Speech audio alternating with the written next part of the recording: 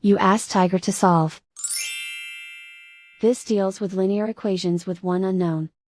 The final result is y equals 24. Let's solve it step by step. Group all constants on the right side of the equation. Add 11 to both sides.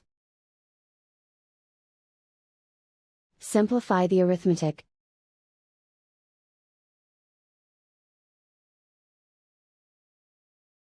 Isolate the y. Multiply both sides by 4.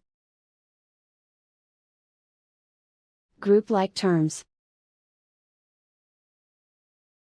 Multiply the coefficients.